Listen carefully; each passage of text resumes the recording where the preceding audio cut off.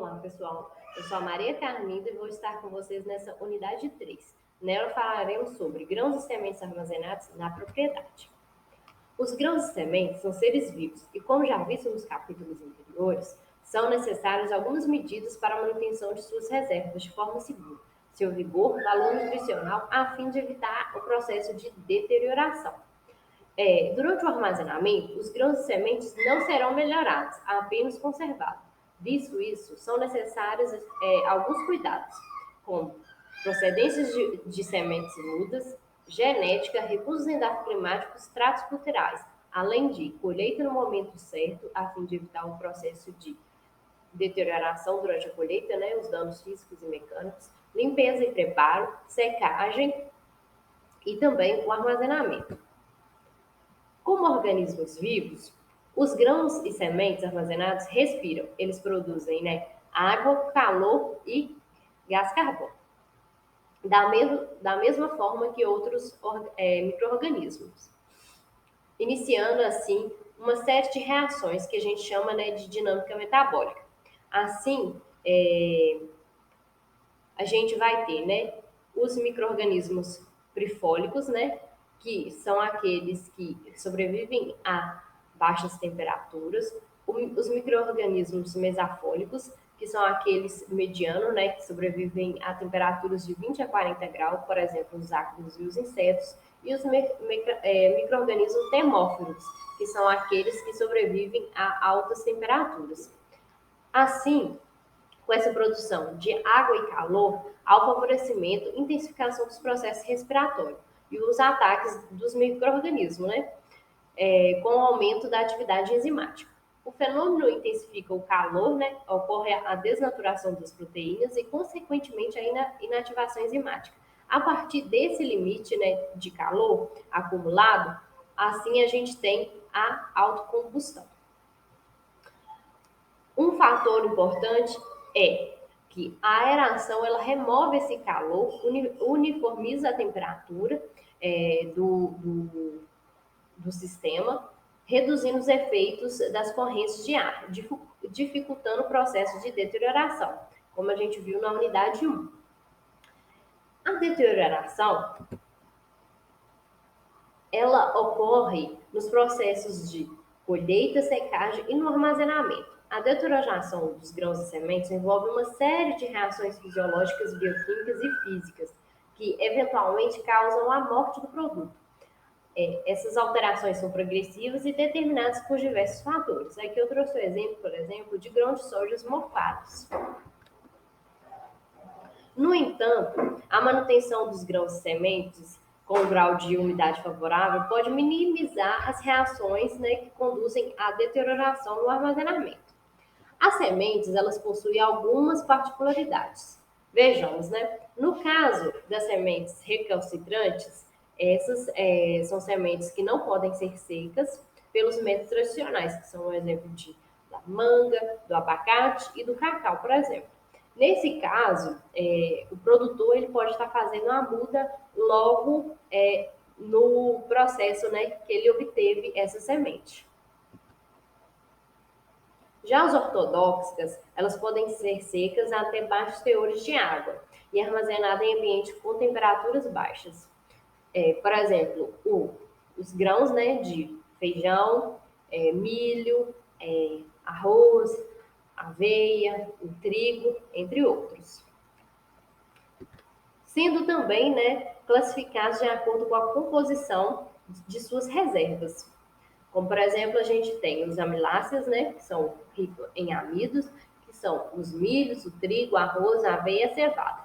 Temos também oleaginosas, por exemplo, que é o girassol, o gergelim e a linhaça, e temos também aleuro-oleaginosas, que são, por exemplo, os ricos em lipídios e proteínas, que são a soja e o algodão.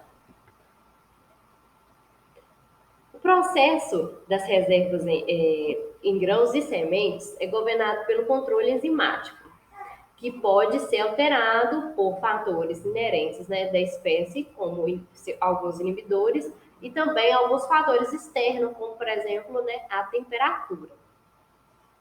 E aqui a gente tem, por exemplo, o amido, os triglicerídeos e também proteínas. A redução desses compostos formados na imagem podem acarretar em uma semente com baixa viabilidade, vigor, né, e germinação. Enquanto que para os grãos, né, a redução desses compostos podem ocasionar perda no valor comercial nutritivo dos grãos, já que suas reservas, né, estão sendo consumidas.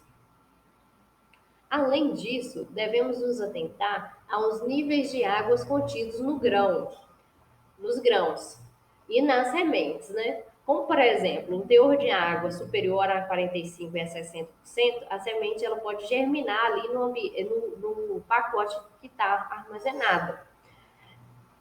Temos também, né, teor entre 18 e 20 e 45 e 60, a velocidade respiratória das sementes e micro-organismos é muito elevada. E aí ocorre o aquecimento, né, que pode ocasionar a morte dos produtos. E temos também, né, o teor de água adequado, né, entre 8 e 9% e 12 a 14%, né, onde há uma redução ou supressão das atividades dos insetos.